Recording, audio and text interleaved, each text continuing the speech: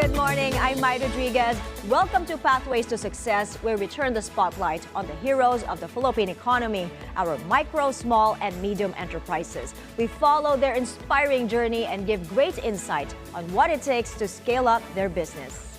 The creative industry in the Philippines employs about 3.4 million people, or 10% of the workforce, making it a vital part of the economy. However, many creative MSMEs find it challenging to adapt to the rapid pace of technological change. What are the tech innovations and data-driven strategies that can help them streamline operations, enhance productivity, and ultimately drive growth?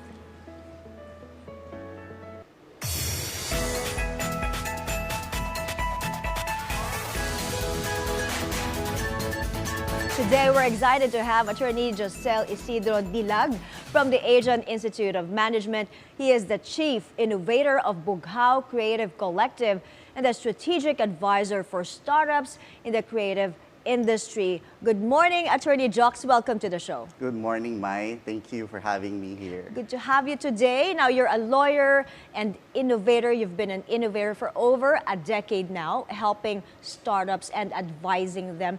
Can you share a little bit about your journey and some details about the work that you do? So, I started also as an entrepreneur. I had a small printing shop. And in the first few months of operating, I had so many problems. Labor, tax, registrations, everything. No? We had the person steal from us. And I felt like maybe I needed to be a lawyer in order to understand how do I address these things.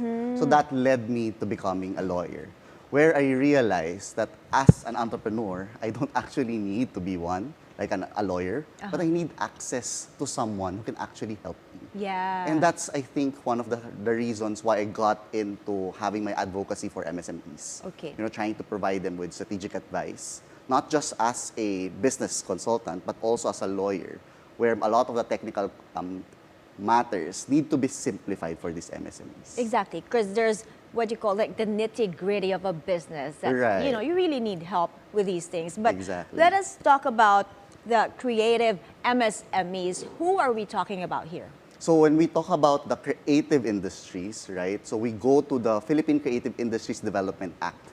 That's the law that defined for us who the members of the Philippine Creative Industries are.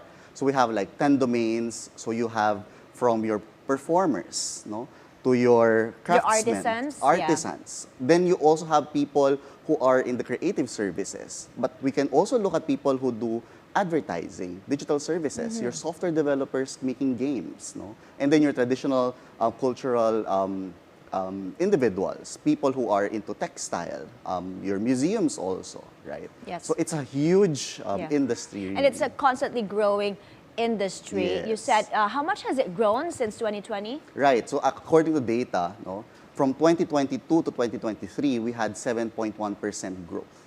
And we're only accounting for those who are registered. Yes, right? that is not accounting for who have not registered Yes. yet. So, and we know that 99.5% of businesses in the Philippines are MSMEs, and the creative sector is around 13% of that. Can you explain to us the role of AIM in helping this sector adopt technology and, stay competitive? Right. So as you know, the Asian Institute of Management is really focused on building enterprises, especially in terms of trying to understand how business could be run by professionals. So one of the things we're doing with the Asian Institute of Management, me together with my founders at Bughaw Creative Collective, is we're trying to create programs for the creative industry players, specifically creative entrepreneurs. So we want them to understand more of the business side of things so that they can have a holistic approach in running their enterprises. Yes, and now let's go to data analytics because it's very important for business decisions. In fact, using data effectively can result into acquiring more customers. Attorney Jox, give us some examples how SMEs or MSMEs can adopt data-driven approach. I think one thing that they can use is having an understanding of the market where they're operating at. So for example, imagine person creating bags or clothes, if they just want to be creative and expressive, they can, right? It will be seen in the products that they create. But if you want to be more data-driven, like for example, you know what a person living in Japan would like to wear, the trends that's happening there, then you could somehow update the way or improve the way that you create your products that will fit the expectation or the needs of that market. So being data-driven meaning knowing how to understand information, how to gather the right data, especially for decision-making. Does AI come in here now? Oh, definitely. Okay. Yes, because now you can go to social media and an AI tool can give us information as to what's trending, what's exciting for people. No? And it could be even broken down into geographic locations, different kinds of demographics for people, the older ones or the younger ones, right? So if as an MSME, I have these insights coming from these data tools, then I could be in a better position to provide value for my customers. Let's talk about the right tools that creative MSMEs can use. What are some impactful technologies that you know that you can recommend to them? Okay, so I usually tell people to use 3 kinds of tools. First is one that help you with your craft, something that can improve the way that you deliver your services. But there are also tools that help you in your business, specifically optimizing your operations. Then you have your emerging tools. No? So in the first category, you may have your illustrators, the graphic design elements, or the tools that can help you improve the way that you design things. Second, you can have collaborative tools like your cloud storage devices, right? If you can share information with me, even though I am like hundreds of kilometers away from you, and I can work with you as a business, right? That will help your business operations. Then your third one, emerging technologies, we have AI, right? We have the generative AI kind of tools that can help you generate content for your websites, for example, or help you in terms of reimagining things so that when you create your next output or your next line, you have another set of eyes giving you also input or feedback or even additional insights. So these tools certainly help drive growth for any business. But now let's talk about streamlining operations. How can, practical tech solutions help them do that? So, practical tech solutions assist MSMEs by ensuring that they don't miss on anything that they need to do, right? So for example, as simple as a calendar app can help you avoid missing deadlines. And then like what I mentioned earlier, collaborative tools like online spreadsheets allow you to be able to monitor your information about your business anywhere you may be. Because at this point in time, what's important is for people to have real-time information that can help them with immediate decision-making. And that's, I think, what would help MSMEs be more competitive, not only locally, but also globally. Right. So give us your top 3 digital tools to help us with our productivity and with our growth. Okay. Maybe top 3 for those that I mentioned earlier. No? Primarily, I use Canva for my presentations because they help in terms of storing my files and giving me ideas on a creative way I could do things. No?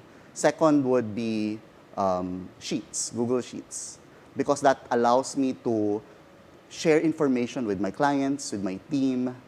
We collaborate, we work together in coming up with decisions, no? Even virtually or remotely. And then third, ChatGPT. Yeah. People feel like... Have you noticed many businesses now use that? Yes, definitely. Okay. It's not supposed to be a complete replacement to your own ability to write or to generate content. But it helps me save time, especially if I'm experiencing writer's block or I'm trying to understand a big chunk of data, but I don't have enough time to read through it. Then AI can help me streamline certain activities. Yes, and it certainly helps you grasp, the whole concept of it and also put it, in certain digestible bits and for also your market to also easily understand it. Yes, definitely. Okay. many more things to talk about. There's more to discuss about the role of technology in empowering creative MSMEs. When we return, we will dive into specific strategies and tools that can help businesses thrive in today's data-driven landscape. Stay tuned.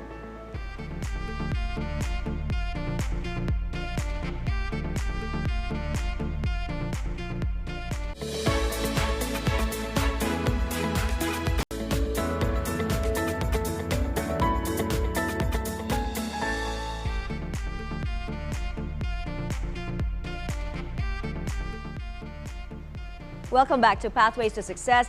We are still with attorney Jocel from the Asian Institute of Management, talking about the tools that will help take your creative MSMEs to the next level. Now, Attorney Jox, with projections saying that by 2025, 75% of businesses will be powered by AI. Okay, so how is AIM getting creative MSMEs ready for the future? So at AIM, we offer several courses. No? Some are short courses, some are master's program or degree programs that focus on understanding what artificial intelligence is. No? And in these programs, what we do is we try to give them ideas on the different kinds of tools that are available in the market and how these tools actually operate. So it's the AI behind them that we try to teach to people. So it depends on the immersion, the level of immersion you want. You could be deep diving into the technicalities of what AI is, or it could be simply being immersed into a world where it is not your usual, your go-to, right? And I think the immersion is already sufficient for enterprises to understand how they can utilize artificial intelligence. Yes. So this early MSMEs, startups should now be updating their business plans. What strategies are you integrating into their business plans now? Actually, the first step before you can integrate AI in your business is understanding the concept of data. Because artificial intelligence operates depending on the data that you have or that you feed it. So if your business understands where it's getting its consumer information, for example, or its trends, or data about the future opportunities or the available opportunities for your business, then you know what are the artificial intelligence or the tools that utilize artificial intelligence can provide you, right? You can understand that this tool is simply giving you output based on insights coming from the data. Okay, based on what you feed it, earlier we were talking during the gap that, to prevent a lot of businesses from sounding the same, looking the same, you have to talk to it smartly as well. Explain that to us. Yes, so it's funny because when generative AI, like ChatGPT, Google Gemini, Perplexity, and even Microsoft Copilot released their products, people were using them as if they were using a browser. They were doing like search questions, they were talking to them with one sentences or phrases, right? And expecting a similar kind of result, which is not the best way to utilize or to maximize the benefits of artificial intelligence. Yes. So how do you talk to it then? Yeah, so you need new skills, right? You need to talk to it as if you're giving instructions to someone who's assisting you, right? The more information, the more details you give, the more accurate the output, right? For example, if I ask someone to purchase soft drinks for me, if I just tell that person that, the soft drinks could be anything, right? But if I give information like I want it in a can, I want it to look like this, or if it's not available, I want it like this, you get what you expect to get from it.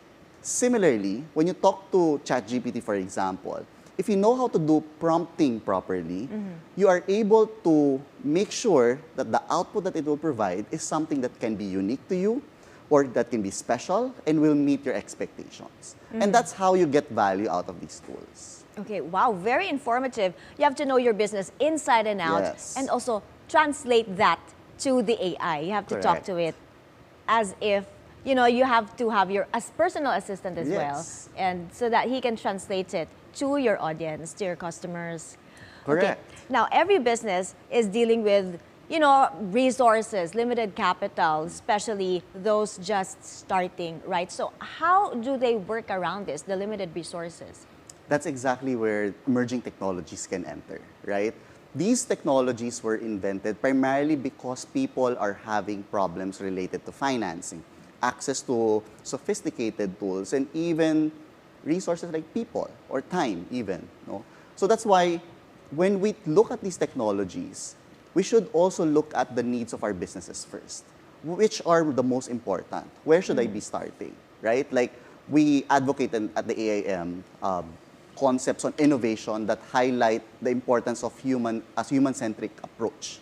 Meaning we need to understand our customers as well, as good as we can, so that when we create our products or services for them, we are able to really address the needs, their needs. So we can prototype because now we have better information that we get from social media listening, right? We are able to do prototyping because there are tools available online that can help us create a simple version of what you have imagined as an app of the future. No? And then we have tools like your 3D printers that allow you to cheaply create a smaller version of like a product, a good that you're trying to create, and test it out in the market. I think that's how we should be approaching these technologies now, seeing that they can actually be saving us a lot of our resources in terms of creating the first versions of our desired products and services. Okay, so now there are other challenges, of course, aside from limited resources, but they also have easy solutions if they apply these practical tech, right? So give us some examples of how businesses, startups can do this. So one, it's easy now to get information about the free versions of softwares, right? Almost all the emerging tech softwares out there have like a free version. No, either you use it for free for the first 5 iterations or first month of operations or for 7 days, right? And they actually already give you a lot of value. And then when you understand that they actually get you to save a lot of money because you're using them instead of the traditional approach, then you can upgrade yourself to be using some of those tools and pay for them, right? So it's more of the smart use of funds, right? But aside from that, you can also be getting support from different organizations. You can be getting funding opportunities from government. There are like foundations of corporations that provide access to funds that can help you in your first few months of operations. So all of these things, an entrepreneur need to be aware of. So it's important that people actually get informed properly. So Attorney Jocel, moving now to handling personal and non-personal data, what should they know about the broader regulatory framework? It's nice that we have this conversation about AI and before AI is data, right? And that when you know what kind of data that you're gathering, you know how to utilize it for the technology.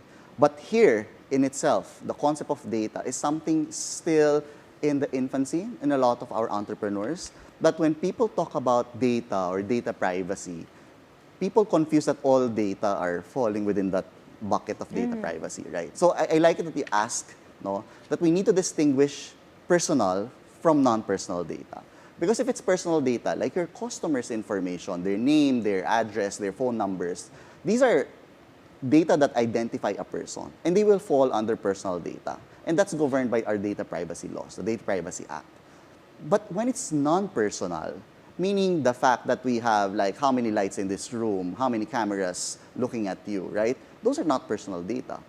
And non-personal data are not governed by the Data Privacy Act. They may be governed by your contracts, your agreements with people, or even international laws, or in other countries, they actually have laws specifically for non-personal data.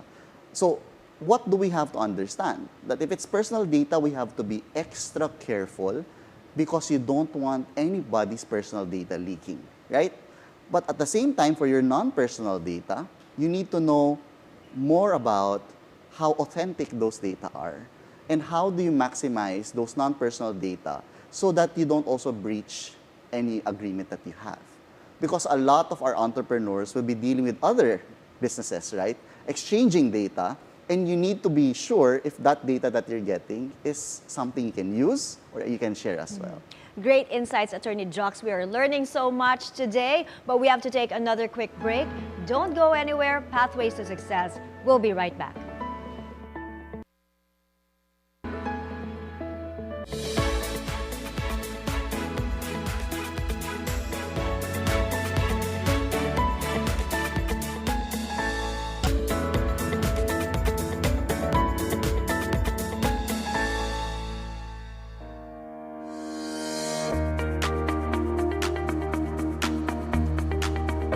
Welcome back to Pathways to Success. Now, here's some good news. The first phase of what's touted to be the largest data center in the Philippines may be operational by the second quarter of 2025. This is according to ST Telemedia Global Data Centers Philippines, which is a joint venture involving Ayala Corporation, Globe Telecom, and a Singaporean firm.